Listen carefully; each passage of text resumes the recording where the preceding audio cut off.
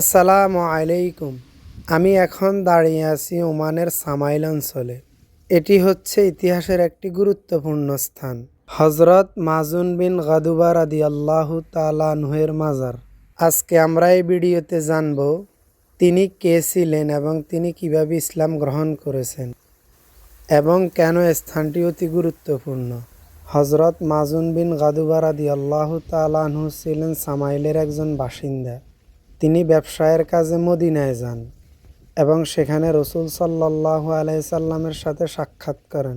তিনি রসুল সাল্লাল্লাহু আলাইসাল্লামের চরিত্র ও দাওয়াতের প্রভাব দেখে তিনি ইসলাম ধর্ম কবুল করেন।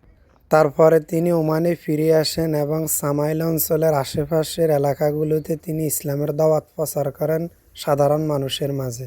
তাকে ওমানের সর্বপ্রথম মুসলিম হিসেবে গণ্য এবং সম্মান করে সবাই।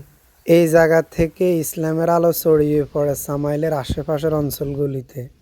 ইতিহাস থেকে জানা যায় হজরত মাজুন বিন গাদুবা রাদিয়াল্লাহু তাআলা আনহু রসুল সাল্লাল্লাহু আলাইসাল্লাম থেকে একটি চিঠি নিয়ে এই অঞ্চলে চলে আসেন। তিনি তার আশেপাশের জনগণকে ইসলাম সম্পর্কে ধারণা দেন। এরপর ধীরে ধীরে অনেকে ইসলাম ধর্ম কবুল করেন। কোনো মানুষ যখন এরকম ইসলামিক ঐতিহাসিক জায়গাগুলোতে আসে তখন শুধু ভ্রমণ হয় না, মানুষ তার ইসলাম সম্পর্কে অনেক ধারণা হয় এবং তার ঈমান মজবুত হয়। তখন মানুষ জানতে পারে কিভাবে একজন ঈমানদার মানুষ তার পুরো অঞ্চল, পুরো সমাজকে পরিবর্তন করতে পারে। তার এক জ্বলন্ত উদাহরণ হচ্ছে রসুলের সাহাবী হজরত মাজুন বিন গাদুবা রাদিয়াল্লাহু তাআলা আনহু। প্রত্যেক মুসলমানের উচিত হচ্ছে ইসলামের উপর জ্ঞান অর্জন করা এবং ইসলামের ইতিহাস ঐতিহ্য সম্পর্কে জ্ঞান এবং ধারণা রাখা।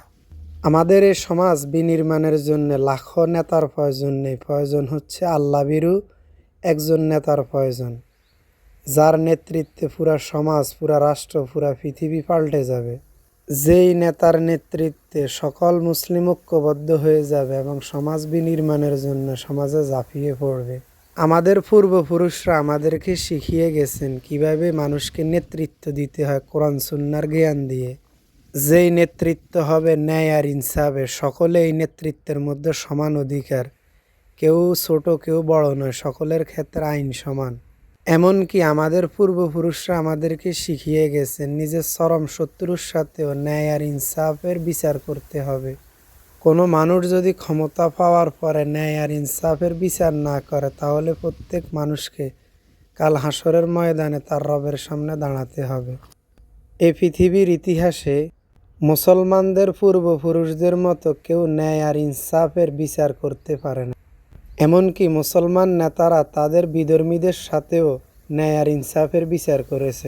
ভিডিওটি ভালো লাগলে লাইক, শেয়ার, কমেন্ট এবং সাবস্ক্রাইব করতে ভুলবেন না। আল্লাহ হাফেজ।